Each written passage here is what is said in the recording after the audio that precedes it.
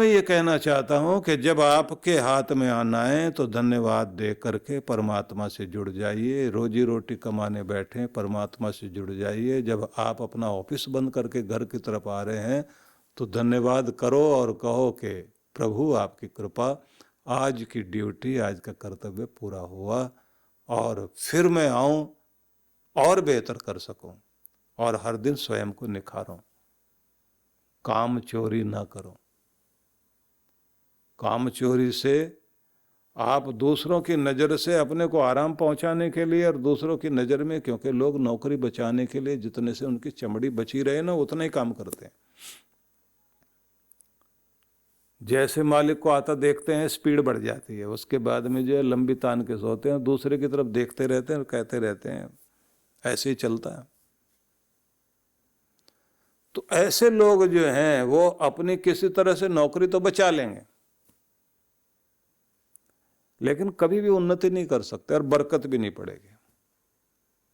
जिस आदमी का दिखाई देता है कि ये व्यक्ति, इसकी आवश्यकता है कंपनी को और ये आदमी अपनी ड्यूटी बहुत अच्छे से निभाता है, तो सब लोगों की तरफ देखते देखते मालिक को भी पता लगता है कि काम का तो एक ही है। क्योंकि बैंड बाजे में भी 2 या 3 ही बजा रहे होते हैं, बाकी तो ऐसे फूंक मार रहे होते हैं खड़े होकर। सज जरूर रहा, दिखाई दे रहा है,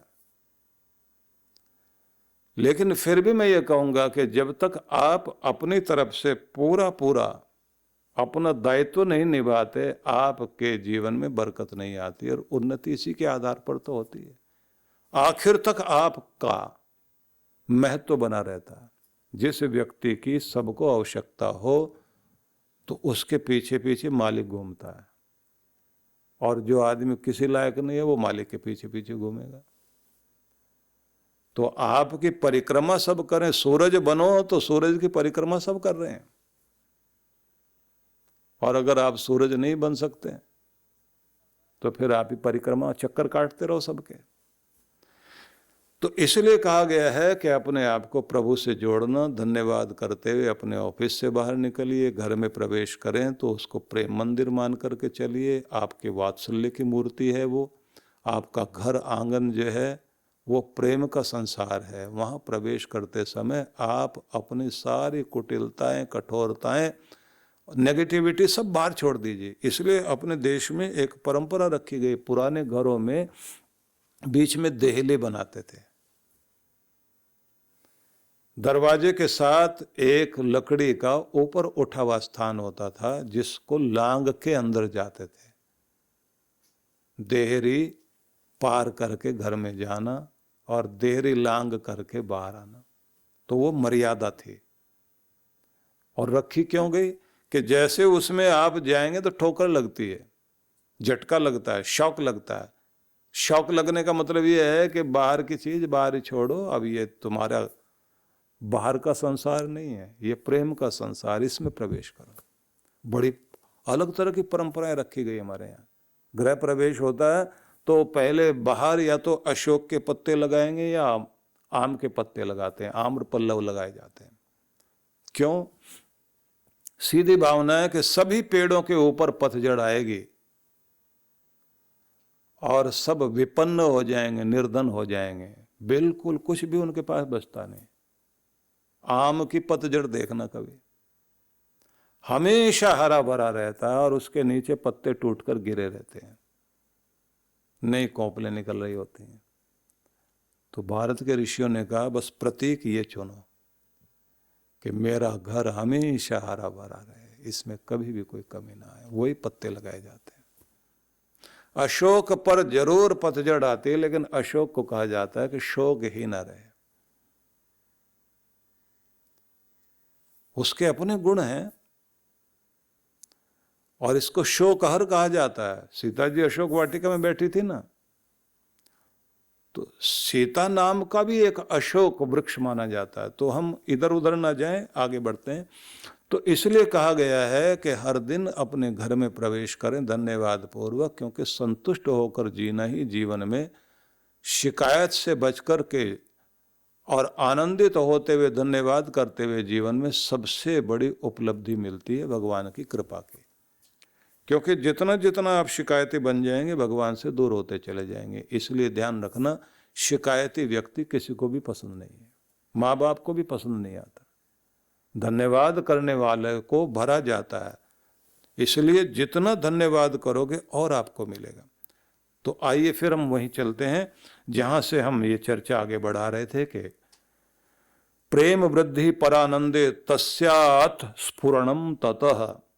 तब व्यक्ति के अंदर प्रेम की वृद्धि होती है भक्ति बढ़ जाने से, और वह प्रेम जो है अगाध श्रद्धा वाला प्रेम व्यक्ति को ऐसा बना देता है कि परमात्मा के प्रेम को आकर्षित करने वाला बनता है। और ऐसे लोगों की प्रार्थनाएं भी विचित्र हैं। संत तुकाराम प्रार्थना करते थे, एक प्रार्थना उनकी थी। तुकाराम कहते थे कि भगवान मेरी वाणी को शक्ति दे कि तेरा नाम जपे। और फिर अपनी वाणी से भी ये कहते थे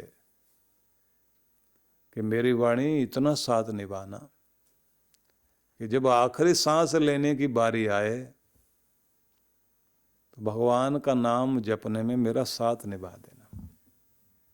उस समय लड़खड़ा मत जाना, आखिरी घड़ी में तेरी जरूरत पड़ेगी कि मैं अपने प्यारे का नाम बोलना चाहता हूं, तो तू साथ निभा देना। देखिए क्या इन लोगों की प्रार्थनाएं, कैसी भक्ति है। और एक प्रार्थना में उन्होंने कहा कि भगवान मैं तो वो बच्चा हूं जो पलने में सोया पड़ा है, उसको मां खिलाएगी तो खा लेगा, सुलाएगी तो सो जाएगा, रक्षा करेगी तो रक्षित हो जाएगा। मैंने तो अपने आप को इस तरह से तुम्हें समर्पित कर दिया है, अब जैसे तू रखे, जैसे तू चलाए। इतना समर्पण आसान बात नहीं है।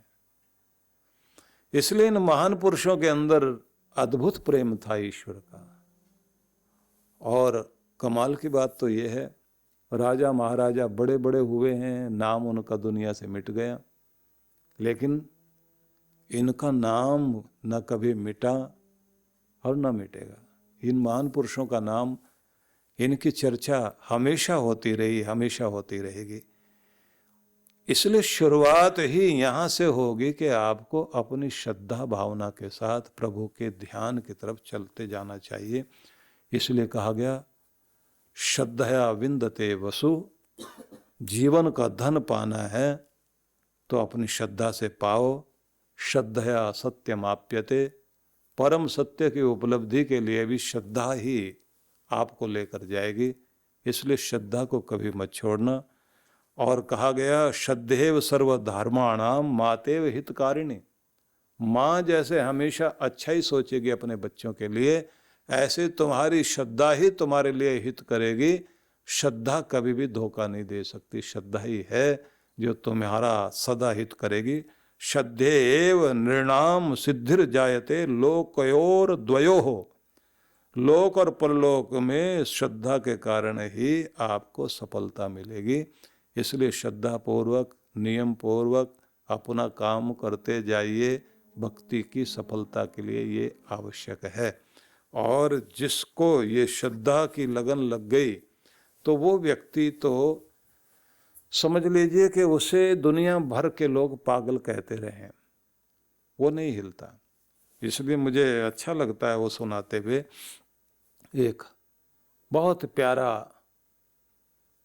चिंतक हुआ है जिसने यहूदियों में हुआ है।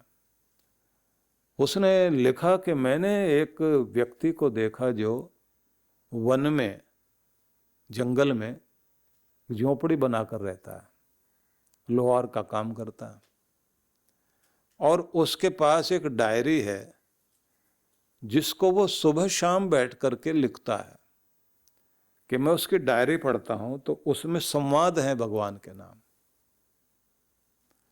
वो भगवान से बातचीत करता है कि मैंने उसका एक पन्ना पढ़ा, उस पन्ने में वो क्या कहता है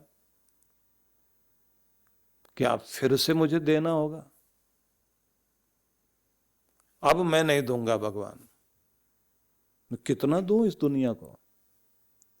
ये दुनिया इस लायक नहीं है कि मैं देता ही जाऊं। वो कद्र करने वाले लोग नहीं है। कि जैसे ही मैंने ये कहा तो आवाज आई कि जब मैं तुझे देना बंद कर दूंगा तो तू भी देना बंद कर देना। जब मैं तुम्हें देना आज तक बंद नहीं किया तो तू मेरा लाडला बच्चा है, तो फिर देना बंद क्यों करता है? कि फिर मैंने उससे कहा, भगवान ये दुनिया प्यार के काबिल नहीं है, ये प्यार वालों के लिए नहीं है दुनिया। इसलिए मेरा तो मन ही हट गया दुनिया से। तो जवाब आया, मैं भी तुझे बहुत प्यार करता हूं, तेरी हरकतें भी कभी कभी अलग तरह की होती हैं। क्या मैंने प्यार करना तुझे छोड़ा? तो मुझे पसंद आए ना आए तब भी मेरा प्यार तेरे लिए रहता है। ये दुनिया तुझे पसंद आए ना आए, तू मेरा बच्चा है, अपने प्रेम को बहाता चल तो मेरा प्यार तेरी तरफ बहता चले जाएगा। इसने कहा कि भगवान मुझे सब पागल समझते हैं क्योंकि मैं बहुत भोला हूं, वो मुझे थोड़ा चालाक बनने दो ना। तो उत्तर आया कि तेरा पिता भी भोला है, मैं भी भोला ही हूं, मैं भी भोलेपन में ही सबको देता जाता हूं, उसका हिसाब नहीं देखता, मैं उसके जन्मों को देखता हूं, जन्मों जन्मों को जानता हूं, उसके बाद भी मैं उसके लिए भोला ही बना रहता हूं। तो मेरा भोला बच्चा भोला ही बना रहे तो अच्छा, क्योंकि इसी रूप में मैं तेरा होता हूं और तू मेरा बनता है। मैं भी आपसे यही कहना चाहूंगा, भक्ति में ये भोलापन चाहिए भाई। आप कहोगे दुनियादारी नहीं चलेगी, अब दुनियादारी की बात छोड़िए, पहले दुनिया के मालिक के साथ कैसे चलोगे पहले इसको पकड़ लीजिए। दुनियादारी तो निभाई लोगे आप। इसलिए अपने आप को प्रभु के साथ जोड़िए और श्रद्धापूर्वक जोड़िए, और फिर आप देखिए कि कृपा होगी। आगे फिर कहा गया है, भगवत धर्म निष्ठात,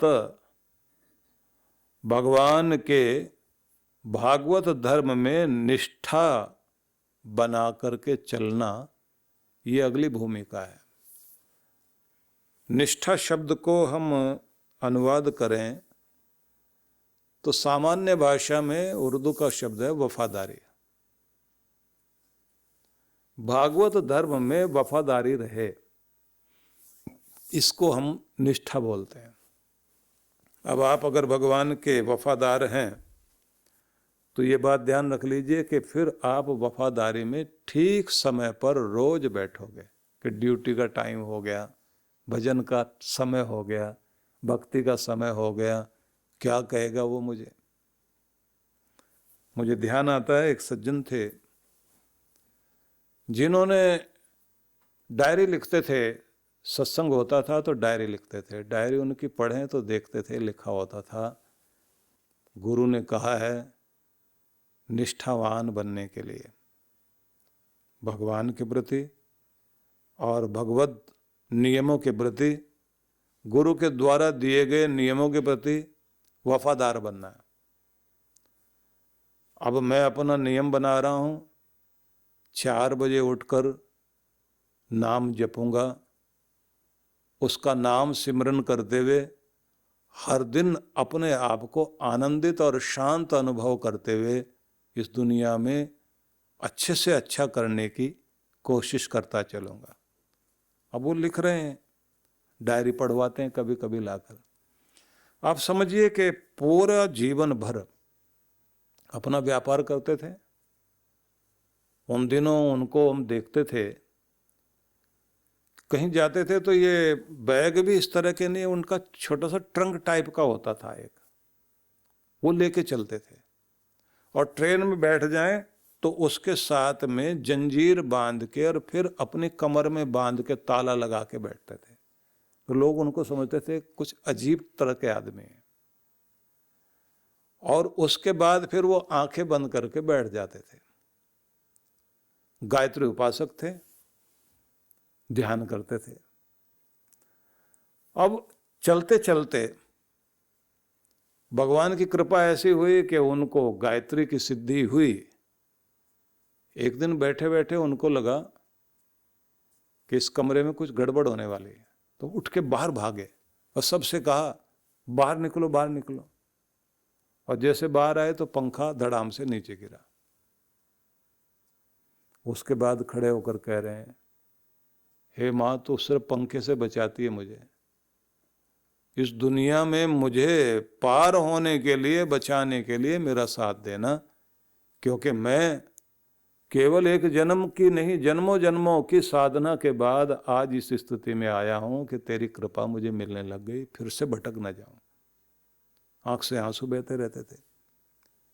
और व्यापार भी उनका बहुत अच्छा चलता था। अब आप समझिए कि एक ऐसा व्यक्ति जिसका नियम और जिसकी निष्ठा, जिसकी वफादारी भगवान के प्रति बहुत अद्भुत, और गुरु का ऐसा मानने वाला व्यक्ति, उसकी हर साल की डायरियां भरी हुई होती थी। यहाँ सत्संग में ये बोला, यहाँ पर ये बोला। और जब वो अपने व्यापार के लिए जाते थे ट्रेनों में बैठे हुए, तो डायरी पढ़ना या फिर बैठकर इस तरह ध्यान करना। तो उनसे हम पूछते थे कि ये ताला लगा के क्यों बैठते हो आप, ट्रंक के साथ चाबी तो जंजीर बांधी, कमर में बांधी, ताला लगा। बोले फिर निश्चिंत हो जाता है आदमी, कोई जो है वो खींच के जो है चोर वोर बैग उठा के भाग नहीं सकता। कि मैं ऐसा इंतजाम करके बैठता था कि कम से कम अपना इंतजाम करके रखूं। तो उन्होंने बताया कि मैं तो पॉलीथीन में जूते वूते भी जो है वो रख करके ट्रंक में बंद करके बैठता था, नहीं तो जूते ले जाता कोई, वो देख लिया कि ये तो ध्यान कर रहा है बैठा हो। तो अब उनकी आखिरी बात सुनाता हूं आपको कि जब वो जीवन के अंतिम भाग में पहुंचे और उनको पार्क में टहलते टहलते अचानक हार्ट अटैक हो गया। हार्ट अटैक हो गया तो लेके गए उनको, तो वो कोमा में पहुंच गए। डॉक्टर उनका ट्रीटमेंट कर रहे हैं। सारे ट्रीटमेंट करते करते डॉक्टर ने ये कह दिया कि देखिए, इनको अगर 24 घंटे में होश आ जाए तब तो कुछ उम्मीद है। अब वो बोले जी ये होश तो आनी चाहिए। सारा दिन कोशिश करते रहे, 18-20 घंटे बीत गए, बात नहीं बनी। अगले दिन भी खतरा बढ़ गया। अब खतरा बढ़ गया तो डॉक्टर ये कहें कि कुछ कह नहीं सकते क्या होगा। उनकी पत्नी ने अपने बच्चों को बुला के कहा कि एक बात तुम्हें बताऊं कि ये सुबह 4 बजे जो है इनका नियम है उठ करके भगवान का नाम जपने का। तो 4 बजे तुम लोग जो है 3:45 ही कमरे में आ जाना। 3:45 बजे सबने जाप करना शुरू किया और डॉक्टर चिल्लाएं और आकर के कहें कि ये आप लोग बाहर निकलिए। बोले साहब आप थोड़ी देर हमें जो कर रहे हैं करने दीजिए। 4:22 तक वो जाप कर रहे हैं। उसके बाद वो हिल गए, लेटे लेटे होठ हिले और जैसे बच्चे बोल रहे थे वैसे वो जाप करने लगे। पत्नी ने सहारा दिया, तकिए के सहारे से उनको बैठाया, आंख खोली और आंख खोल करके पूछते हैं टाइम क्या हुआ। बताया गया 4:22 हो गए। तो आवाज बहुत हल्की निकल रही है। अपनी पत्नी की तरफ गुस्से से देखा, तूने मुझे जगाया नहीं 4 बजे। भगवान क्या कहेंगे, मेरी वफादारी टूट गई आज। मैं उसका वफादार हूं, मेरा नियम टूट गया। आगे से कभी ऐसा मत करना। अब वो बेचारी रोती भी जाए, हंसती भी जाए और कहे जी आज गलती हो गई, कल से ठीक समय पे जगा दूंगी। और डॉक्टर लोग देख के हैरान। ये वफादारी कितनी जबरदस्त होती है। ईश्वर चंद नाम था उनका और वो बार बार यही कहते थे, ईश्वर को तो ईश्वर का नाम ही बचाता है, ईश्वर को तो ईश्वर का नाम ही चलाता है। ईश्वर तो इस दुनिया में ईश्वर का काम करने के लिए ही आया है। ईश्वर के पास जो कुछ भी मैं देता हूं, वो कहते थे मैं कुछ नहीं देता, ईश्वर का प्रसाद ही ईश्वर दे रहा है। ईश्वर चंद नाम था, ऐसे बोलते थे। आप समझिए कि उनको गए हुए भी शायद 15-17 साल हो गए होंगे, लेकिन ऐसे भक्त का नाम याद आता है जब कभी भी, तो चर्चा करने की इच्छा होती है। इसलिए मैं आपसे कहूँगा, अपने प्रभु के प्रति वफादार बनिए और फिर देखिए ये भक्ति क्या कमाल करती है। सद्गुरु श्री सुधांशु जी महाराज द्वारा मानव सेवा को समर्पित संस्था विश्व जागृति मिशन वर्ष 1991 से धर्म, समाज एवं मानवता की सेवा में संलग्न है। यह संस्था 90 मंडलों, सेवा केंद्रों के माध्यम से न केवल भारत अपितु देश के बाहर अनेक देशों में सेवा के कार्य कर रही है।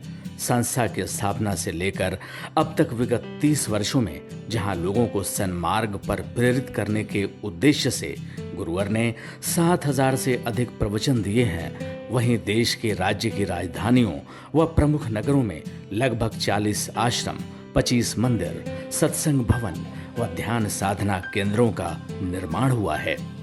दिल्ली में करुणा सिंधु धर्मार्थ अस्पताल एवं फरीदाबाद के आरोग्य धाम अस्पताल में लाखों जरूरतमंद रोगियों का उपचार व ऑपरेशन किया गया है।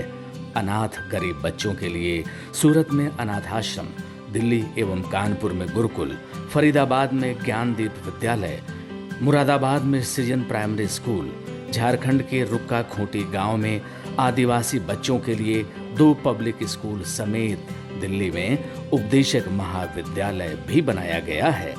इन शैक्षणिक संस्थाओं में लगभग 2500 बच्चों को शिक्षित व संस्कारित किया जाता है। दिल्ली के आनंद धाम आश्रम में जहां वृद्धाश्रम एवं वानप्रस्थ संचालित हैं, वहीं आश्रम की कामधेनु गौशाला में 125 गौओं की सेवा की जाती है। कामधेनु गौशाला की तरह ही देश के प्रमुख नगरों में 7 अन्य गौशालाएं भी संचालित हैं। साथ ही पूजा पाठ, यज्ञ अनुष्ठान से लोगों में धार्मिक भावना जागृत की जाती है। ओम अग्नये सप्तजिह्वाय स्वाहा, ओम अग्नये हव्यवाहनाय स्वाहा, ओम अग्नये शोधनजाताय स्वाहा। गरीब जरूरतमंद महिलाओं को सक्षम बनाने के लिए जहां कई तरह के प्रशिक्षण दिए जाते हैं, वहीं गरीब कन्याओं के विवाह में सहयोग भी किया जाता है। प्राकृतिक आपदा जैसे कि बाढ़, भूकंप, तूफान आदि में जहां मिशन द्वारा प्रधानमंत्री राहत कोष में सहयोग किया जाता है, वहीं जैसे वर्तमान में चल रही महामारी कोरोना संकट काल में जरूरतमंदों को भोजन, राशन किट व सांसों के संकट से जूझ रहे जरूरतमंद मरीजों को देश विदेश से मंगाकर ऑक्सीजन कंसंट्रेटर बांटे गए। मानव सेवा को ईश्वर भक्ति मानते हुए सेवा परमो धर्म के भाव से विश्व जागृति मिशन के सेवा कार्य निरंतर जारी हैं। आइए मिशन के सेवा पथ पर बढ़ते कदमों में कदम से कदम मिलाकर चलें और मानवता की सेवा में दान सहयोग कर पुण्य के भागीदार बनें।